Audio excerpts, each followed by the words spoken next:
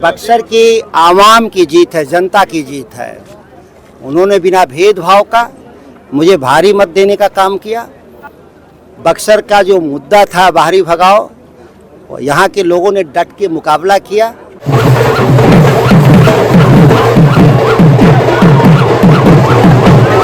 पहले तो इंडिया गठबंधन की सरकार भारत में बनने जा रही है और ये जीत जो बक्सर की जीत है, ये बक्सर की सम्मानित जनता की जीत है, आम कार्यकर्ताओं की जीत है और गठबंधन के हम 6 विधायक एक एमएलसी हैं। ये हम लोग की मेहनत है और आदरणीय हम लोग के नेता राहुल गांधी, तेजस्वी जी, लालू जी की ये जीत का श्रेय हम सभी देते हैं।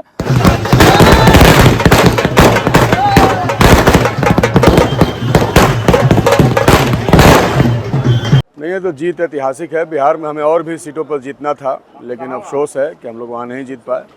लेकिन भाजपा का जो 400 पार का मंसूबा था, उसको देश की जनता ने ध्वस्त कर दिया और देश की जनता ने ये स्थापित कर दिया कि देश का संविधान इस जनता का, यहाँ के लोगों का सम्मान है।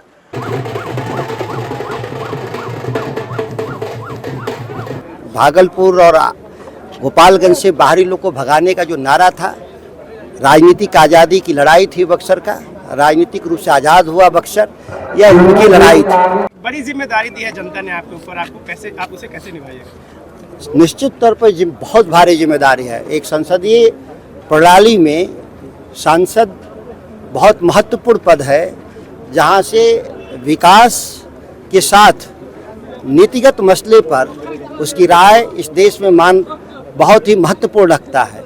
यह दोहरी चुनौती है, इस दोहरी चुनौती को हम लोग निभाएंगे और भविष्य में ये निश्चित रूप से जो दावे वादे किए गए हैं इंडिया गठबंधन के द्वारा, हम सभी उस मोर्चे पर सफल होने का काम करेंगे। बन रही है सरकार, क्या गणित है? गणित तो आप सभी देख रहे हैं कि जो 400 पार का फॉर्मूला लेकर के मोदी जी पूरे देश में घूम रहे थे, वो नारा फिस कर गया और इंडिया गठबंधन कहां से कहां पहुंच गया।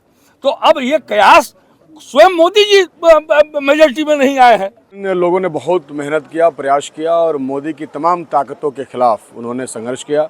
इनके पास ईडी, सीबीआई, इनकम टैक्स के साथ साथ इलेक्टोरल बॉन्ड का हज़ारों करोड़ रुपया था, जिसको उन्होंने पानी की तरह चुनाव में बहाया और चुनाव को मैनिपुलेट करने का कोशिश किया। लेकिन जनता के संघर्ष की बदौलत और जनता ने यह दिखाया कि जब भी जनता का ताकत मजबूत होगा तो सत्ता कितना भी अपनी पावर का दुरुपयोग करे, उसको हराया जा सकता है। बिहार का रिजल्ट संतोषप्रद नहीं रहा, कहाँ चूक रहे हैं? नहीं, बिहार का चुनाव में कहीं ना कहीं कुछ चूक हुई है, लेकिन फिर भी हम जिस इलाके में खड़े हैं, शाहाबाद का इलाका, ये हमेशा ही बदलाव के क्षेत्र में मजबूती के साथ काम करता है और यहाँ से हम लोगों ने एक नया दिशा दिखाया है। आने वाले दिनों में ये लड़ाई और मजबूत होगी और हम बिहार और देश में आने वाले जो भी चुनाव होंगे उसमें भाजपा को परास्त करने की कोशिश करेंगे।